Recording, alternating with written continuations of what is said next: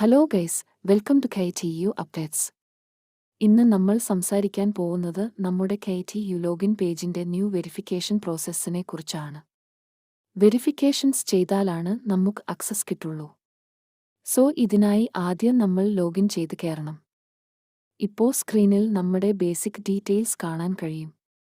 ഇതിൽ mobile number, email വഴി ആണ് വെരിഫിക്കേഷൻ ചെയ്യേണ്ടത്.